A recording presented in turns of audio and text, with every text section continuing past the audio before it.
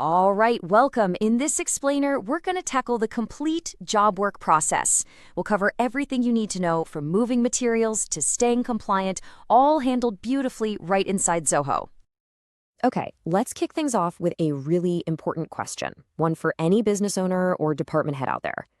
Do you feel like you have a firm grip on your job work process? Or, does it sometimes feel like a bit of a black box where materials go in and you're just hoping for the best?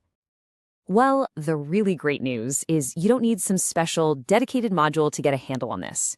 You can actually achieve total control by using two tools you're probably already familiar with, Zoho Books and Zoho Inventory. When they work together, the process becomes seamless and super easy to operate. So, here's our game plan. We're going to walk through this in 6 simple sections. We'll start with the foundational setup. Then we'll cover the 2 main workflows, job work out and job work in. After that, we'll dive into the key documents, master GST compliance, and wrap it all up with year-end reconciliation. All right, let's jump right in. First up, getting the foundation and structure set up correctly. This part is key. Okay, so a few things you need to set up first. You'll want to make sure Zoho Inventory is enabled, of course. Then you'll create your items, raw materials, finished goods, and services, and get your bill of materials, or BOM, set up. But here's the real game changer on this slide. Those dedicated warehouses. Seriously, creating a main store, a job worker location, and a customer material location is absolutely crucial. This is how you'll track everything perfectly. Okay, with the setup in place, let's look at our first major flow, job workout. This is what you do when you're sending your materials to an outside vendor for processing. This whole process is really just 4 straightforward steps. You create the job work order, then you issue the materials with a Challan, which is what actually moves the stock in the system. After that, you receive the finished goods back, and finally, you book the vendor's bill for their charges. See? It creates this super clear, auditable trail. It makes life so much easier for your stores and commercial teams. Before we jump into the next section, just take a look at this. It really lays out the difference perfectly. Job workout means you are the principal. You send materials out and pay for the service. Job work in just flips that around. The customer sends materials to you and you invoice them. Getting this distinction down is key to the whole process. All right, so let's flip the script and look at the job work in flow. This is when you're the one doing the processing for a customer.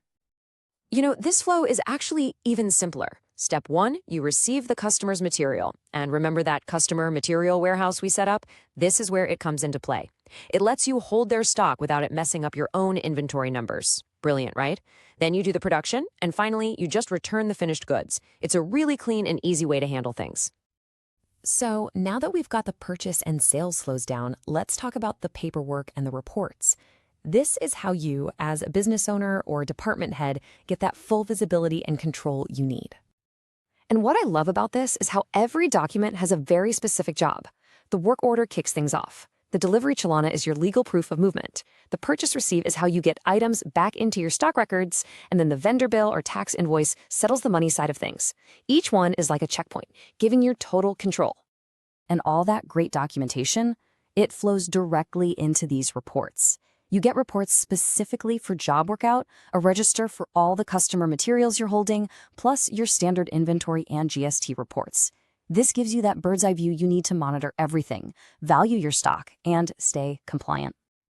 Okay, let's talk about something that's non-negotiable, especially if you're operating in India. GST compliance. We have to make sure every single step follows the rules. And at the heart of it all is GST Rule 55, which is all about the Delivery Challan. Honestly, this document is what makes the whole job work process legally possible. It's what lets you send and receive goods without it being a taxable sale right then and there. It's absolutely fundamental. But it's not just about the Challan. You've got to keep an eye on a few other things, like Section 143 and Rule 45. But the big one, the one you absolutely cannot mess up, is the time limits for getting materials back. You generally have 1 year for inputs and 3 years for capital goods. Sticking to these timelines is critical to avoid any unwanted GST liabilities. All right, last section. Let's see how having this great system in place makes year-end closing and audits so much less of a headache. So when it's time to close the books, it's just a simple 5-step process. You do a physical stock check with your job workers. You confirm your inventory valuation is correct. You double check all your GST compliance, especially those return timelines. You reconcile all your bills and invoices, and you finalize the audit trail. Done. Your books are clean, compliant, and totally ready for an audit without any of that last-minute panic. So what's the big takeaway here? It's that a really powerful, fully compliant system for managing all of this isn't some far-off dream. You can build it right now with the tools you probably already have in Zoho. It's all about getting that structure right from the start. We've walked through the whole process, and as you can see, the path to getting total control is surprisingly clear and manageable inside Zoho. So that just leaves one question for you to think about for your own business. Are you ready to take control?